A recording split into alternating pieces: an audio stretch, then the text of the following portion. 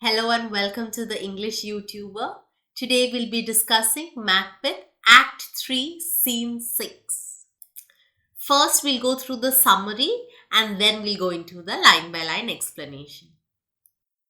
So Act 3 Scene 6 takes place in Forres in the palace, and in this scene Lennox and another lord, they are sarcastically talking about Macbeth. They are discussing about how Macbeth pitied Duncan only after his death, and before even the guards could deny the guilt, he had murdered them. Also, they talk about the coincidence of how the sons of both Duncan as well as Banquo are blamed for their father's death. Then they discuss how Malcolm is taking refuge in King Edward's palace and that Macduff has gone to meet King Edward for support against Macbeth. Then both Lennox and the Lord hope that Macduff remains safe because he has been speaking his mind freely and has refused to come back to Scotland under Macbeth's command. So they really hope that he remains safe and he returns soon to save Scotland from the tyrant that Macbeth is. So this was the gist of what happens in this scene. Now we will go into the line by line explanation. So scene 6 takes place in Forres, the palace, and enters Lennox and another lord. So Lennox is saying, "My former speeches have but hit your thoughts, which can interpret further." So Lennox is saying, "For what I have said earlier to you, you can now draw your own interpretation or conclusion about what I am intending to say. Only I say, things have been strangely born." So he's saying, all that I can say is that strange things have been happening. The gracious Duncan was pitied of Macbeth marry, he was dead. So he's saying that Macbeth pitied Duncan only after he was dead. And the right valiant Banquo walked too late. So he's saying that the heroic Banquo, he went out walking too late at night. So here Lennox is trying to bring in a similarity of the deaths of Duncan and Banquo, whom you may say, if it please you, that Fleance killed. So he's saying that you might draw a conclusion saying that Fleance might have killed his father. For Fleance fled. So because Fleance fled from the scene, you might draw to the conclusion that it was Fleance who killed his father. So here Lennox is trying to bring an ironic argument because Macbeth had said that the sole proof of Duncan's son's guilt, because Malcolm and Donalbain had fled from the scene soon after their father's death. So here, ironically, he's trying to say that because Fleance also fled from the scene, now you might say that Fleance has killed his father. Then he reiterates saying, "Men must not walk too late." Who cannot want the thought how monstrous it was for Malcolm and for Donalbain to kill their gracious father? So here he's saying, who can disagree that it is a monstrous way that Malcolm and Donalbain had killed their gracious father? Damned fact means it is a damned act or an evil deed. Such a heinous crime that was. How it did grieve Macbeth. So, how saddened or upset Macbeth was. Did he not straight in pious rage the two delinquents tear that were the slaves of drink and thralls of sleep? So, he's saying that how upset Macbeth was that straight away in his righteous rage he went and killed those two servants while they were still drunk and sleeping. So here Lennox is sarcastically saying how loyal of Macbeth that he immediately went and killed the two servants who were so drunk and sleeping. So he's trying to elicit here saying that may not be the guards who killed the king because they were quite drunk and they were still asleep. So maybe they are not the ones who killed the king. Was not that nobly done? So wasn't that the noble thing for Macbeth to do? And wise too. So yes, it was quite wise of him to do that. For it would have angered any heart alive to hear the men deny it. So it would have angered any person alive to know that the men would actually deny their guilt. So before even the men could get up and deny that they had killed King Duncan, Macbeth had murdered both of them. So he's trying to say that Macbeth is guilty for the murder of King Duncan. So that I say he has borne all things well. So all that I can say is that Macbeth has handled all things really well. And I do think that had he Duncan's sons under his key, and I also think that if he had Duncan's son in his prison, or you can say under his control, as ain't please heaven he shall not. So he's saying, I really hope that this won't happen, that he won't have Duncan's son in his control or in prison, because then they should find what it were to kill a father, so should Fleance.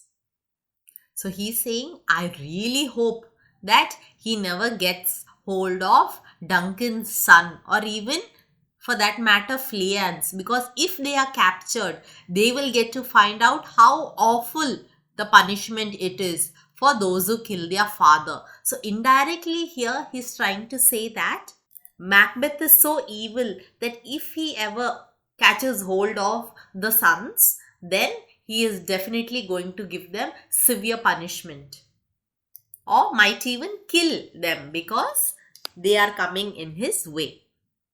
But to people, he might act saying that they have committed a heinous crime and he is a noble person who is actually giving them punishment for the crime that they have committed. For from broad words and cause he failed his presence at the tyrant's feast, I hear Macbeth lives in disgrace. So here broad words mean because he was too free, expressed his emotions freely, and because he spoke unguarded, and because he failed to be present at the feast when he was summoned by Macbeth. So here tyrant means Macbeth. Now Macbeth is living in disgrace. So he's saying, can you tell me where he bestows himself? So can you tell me where he has taken refuge or where he is hiding himself? So he's trying to show how tyrant Macbeth is, because just because he spoke freely what he felt, and just because he did not accept the invitation to the feast and did not be present, he is now living a life of disgrace and is taking refuge somewhere. So the other Lord says, the son of Duncan, from whom this tyrant holds the due of birth, lives in the English court. So the Lord is saying, the son of Duncan, from whom Macbeth has stolen his birthright.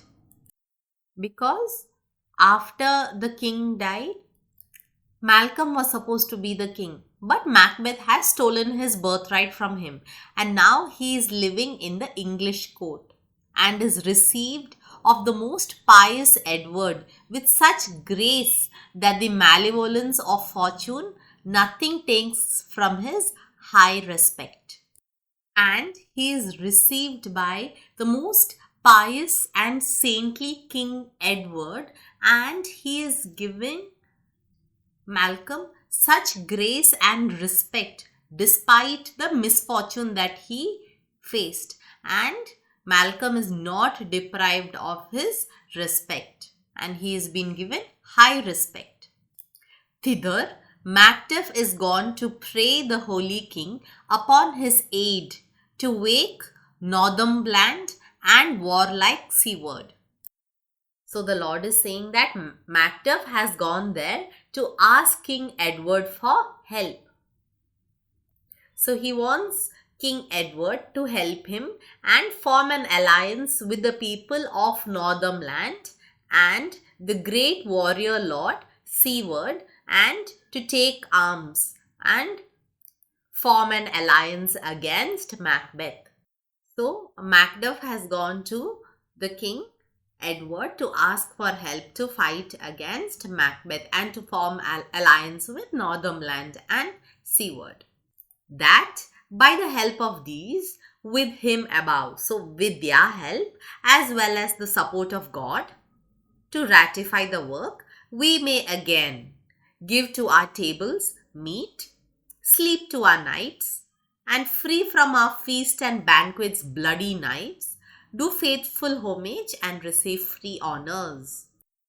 So with the help of the people mentioned and with the support of God above to officially approve, we may again give to our tables meat so that we might get our food on our tables back. We might escape sleeplessness, free from our feast and banquets bloody knives. So I hope we will be free from all these violent murders during the feast, so that we can enjoy the banquets and feast without any murder.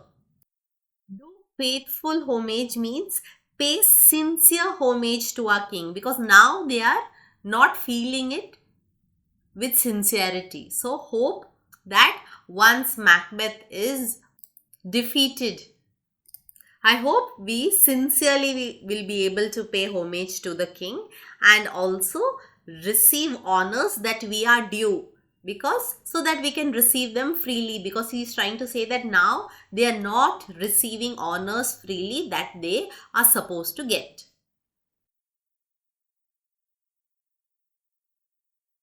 And which we pine for now. That means they are yearning for that now, but it is currently out of reach. And this report hath so exasperate the king that he prepares for some attempt of war. And now when Macbeth heard the news about Macduff's mission, he has become so angry that he is preparing for war. So Lennox is asking, sent he to Macduff? So did he tell Macduff to come back, to return to Scotland? So the Lord is saying he did, and with an absolute, sir, not I. So he's saying yes, he did, but Macduff immediately told the messenger, no way, I will not return. The cloudy messenger turns me his back and hums as who should say, you will rue the time that clogs me with this answer. So the messenger was frowning and scowling rudely, and he turned his back and he hummed and he said, you will regret the day that you gave me this answer.